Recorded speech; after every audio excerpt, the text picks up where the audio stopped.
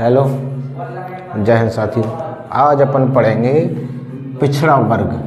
पिछड़ा वर्ग यानी कि OBC अदर बैकवर्ड कास्ट में जो संपन्न वर्ग होते हैं उनके बारे में।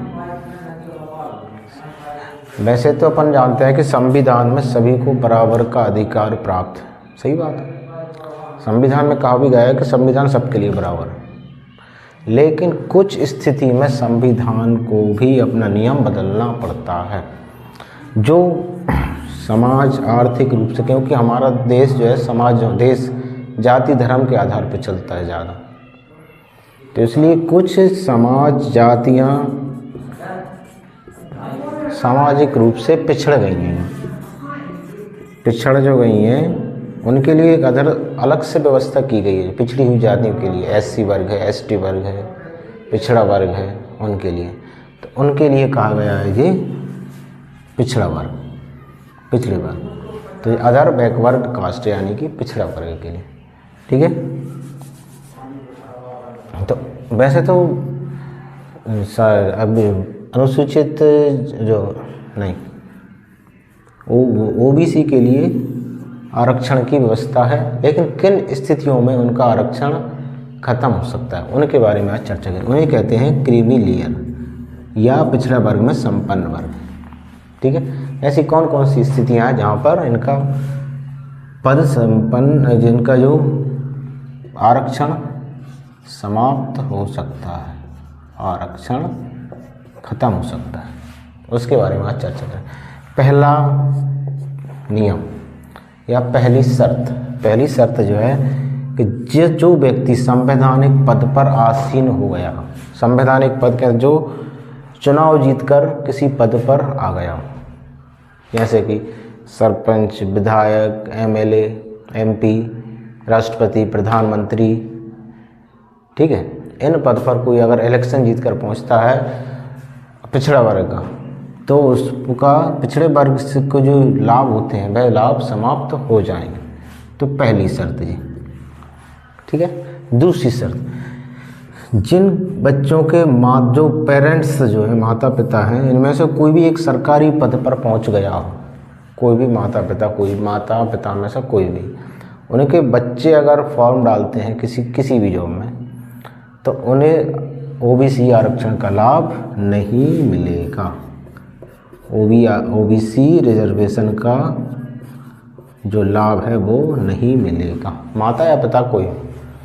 अब तीसरा पॉइंट ये, सेना में पहुंच गया हो, अर्धसैनिक बल पर हो, या किसी भी गवर्नमेंट जॉब में पहुंच गया हो कोई भी व्यक्ति, तो उसकी फैमिली या बच्चों को आरक्षण का लाभ नहीं मिलेगा, ठीक है। अब तीसरा, जिसके पास भूमि हो, भूमि की अधिकतम मात्रा 85% से अधिक मात्रा जो वो सिंचित भूमि हो, यानी कि पानी वाली अच्छी वाली ज़मीन हो, और जिससे कि उसकी वार्षिक आय 8 लाख या उससे अधिक होती हो, तो वहाँ पर उसकी इस कंडीशन में भी उसका लाभ जो है ख़त्म हो सकता है, ठीक है। सिंचित भूमि की अधिकतम सीमा कितनी हो? 85%। और सबसे महत्वपूर्ण पॉइंट है ये, जिस व्यक्ति का या फैमिली का 3 वर्षों तक, जिसकी वार्षिक आय 8 लाख रुपए होती रही हो, कितने तक? 3 वर्षों तक, और वह टैक्स भरता रहा हो, और उसकी आय कितनी है? लगातार 3 वर्षों तक 8 लाख से अधिक है, तो वहाँ पर उनकी फैमिली को रिजर्वेशन का लाभ नहीं मिलेगा। तो वह कौन से वर्ग में जाएंगे? संपन्न वर्ग, ठीक है। कौन से वाले? पिछड़े वर्ग के लिए है जी, ठीक है। तो ये 5 बिंदुओं पर OBC जो कास्ट के लोग हैं, OBC रिजर्वेशन का लाभ इनको नहीं मिलेगा। ये 5 कंडीशन, ठीक है। उम्मीद है कि आपको समझ में आ गई होगी।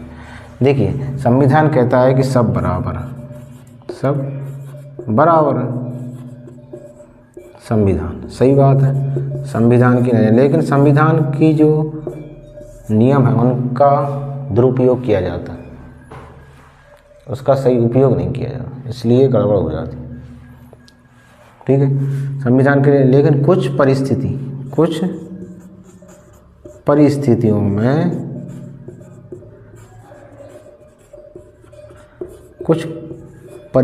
में नियम को बदलना पड़ता है कि भैया बराबर नहीं होंगे। कैसे? जैसे एक उदाहरण के तौर पर समझते हैं, अपन बस में ट्रैवल करते हैं, बस में जाते हैं, अपन बस में यात्रा करते हैं, एक सीट लिखी रहती है जिस पर होती है बस में मान लो विकलांग कोई व्यक्ति है, विकलांग व्यक्ति है कोई भी बस में। अब सब एक लाइन एक साथ में खड़े हैं। अब इससे ये कहोगे भैया तुम भी हमारे साथ में खड़े रहो, नहीं कहोगे ना। तो उससे तुम कहोगे भैया तुम्हारी एक सीट दे रहे हैं हम तुम्हें, विकलांग वाली या जो भी हो, उस पर आप बैठ जाओ। अब तुम ये कहोगे कि भैया बस वाले भेदभाव कर रहे हैं। ये भेदभाव नहीं होता, ये एक विशेष परिस्थिति होती है। तो विशेष परिस्थितियों में जो लाभ दिया जाता है, विशेष परिस्थिति में जो लाभ दिया जाता है उसे ही आरक्षण कहा गया है। जो कास्ट जाति जो पीड़ित हैं, दबी हुई हैं, उनको विशेष दर्जा दिया गया, विशेष लाभ प्रदान किया गया है, इसे आरक्षण कहा गया है। ठीक है, उम्मीद है कि आपको समझ में आ गई होगी। तो ये एक उदाहरण था। अगर बैठ जा रहा है तो बस में कोई बैठ जाए, मिल जाए तो उसको अपन सीट दे देते हैं। इसका ये मतलब थोड़ी है कि तुमसे भेदभाव किया गया। ठीक है, उम्मीद है कि आपको समझ में आ गई होगी। ठीक है, और चैनल को सब्सक्राइब जरूर करें, लाइक शेयर करना बिल्कुल ना भूलें। ठीक है, जय हिंद।